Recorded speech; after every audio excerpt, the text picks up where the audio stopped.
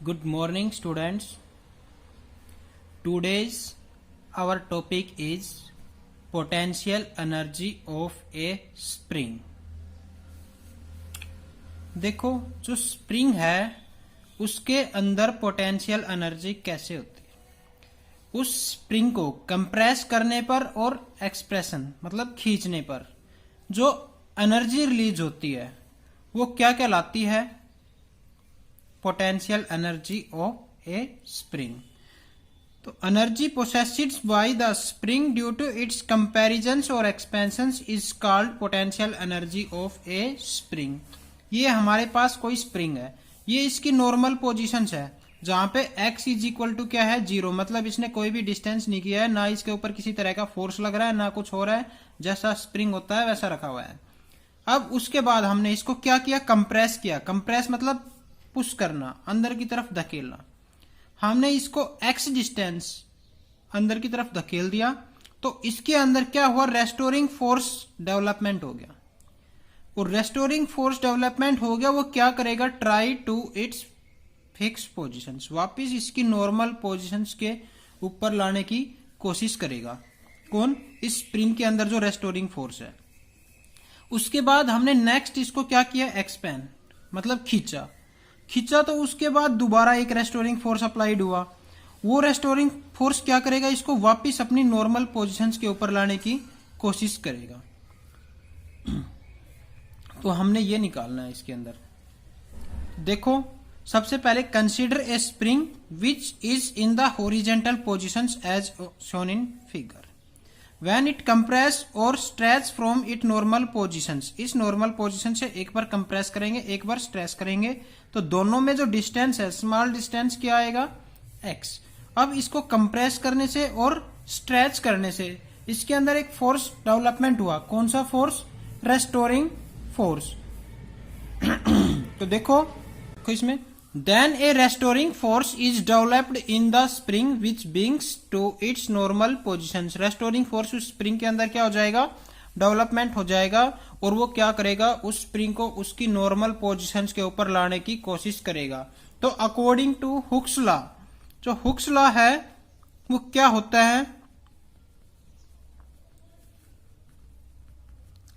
कि जो फोर्स लगता है वो डायरेक्टली प्रोपोर्शनल लगता है माइनस ऑफ डिस्टेंस के।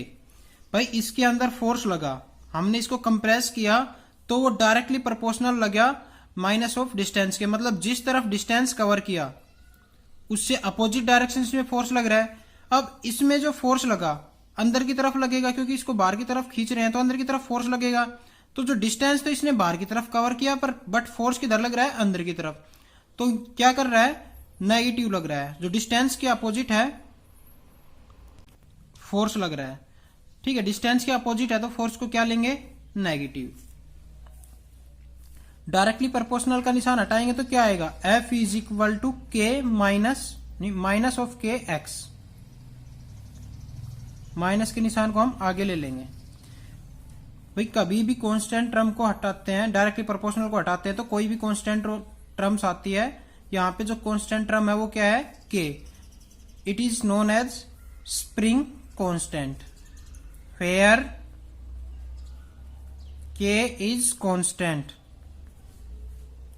known as spring constant. K is constant known as spring constant. अब आगे देखो, let a body displaced through a small displacement dx. हमने माना कि ये जो बॉडी है क्या कर रही है? स्मॉल डिस्प्लेसमेंट कवर कर रही है। टोटल का तो पहले निकाल नहीं सकते, स्मॉल का निकालेंगे मान के, उसके बाद टोटल का निकालेंगे। लेट ए बॉडी डिस्प्लेस्ड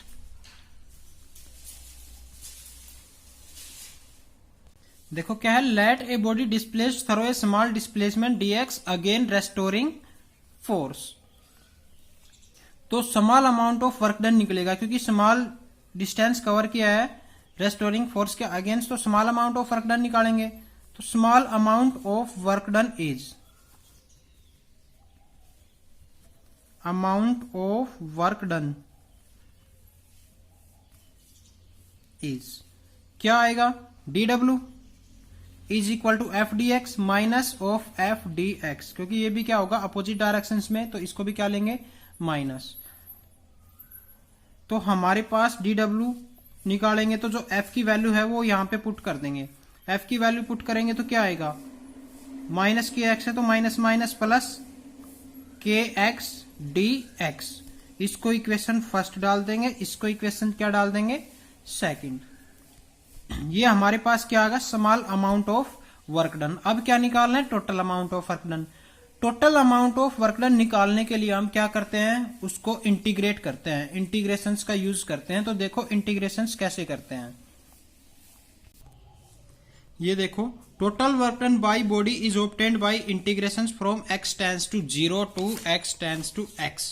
भाई x tends to 0 to x tends to x इधर ले लो या फिर x टेंड्स टू इधर ले लो। तो टोटल वर्क डन निकालना है। लिमिट क्या है भाई, डिस्टेंस 0 से लेके कितना कवर डिस्टेंस किया है, x डिस्टेंस। क्लियर, तो जितना डिस्टेंस इसने कवर किया वही लेना है 0 से लेके x। अब इंटीग्रेशन का निशान, ये इंटीग्रेशन का निशान होता है small amount of work done is equal to integration का निशान, लिमिट क्या है 0 से लेके x तक, kx dx। अब देखो इस इंटीग्रेशंस को सोल्व कैसे करते हैं। इंटीग्रेशंस को इसको सोल्व करने का एक फॉर्मूला होता है, ये है x की n dx, x की n dx। और इसका इंटीग्रेशन सोल्व करने का क्या होता है, एक फॉर्मूला होता है। क्या फॉर्मूला होता है, x की n प्लस में 1 अपॉन में n प्लस में 1। ठीक है, जैसे कि हम मान लेते हैं यहाँ पे x की पावर 3 है, तो x की पावर 3 है तो x की n क्या होगी 3, x की 3 dx। तो क्या आएगा, x की 3 प्लस में 1 अपॉन में 3 प्लस में 1, तो क्या हो जाएगा x की 4 अपॉन में 4।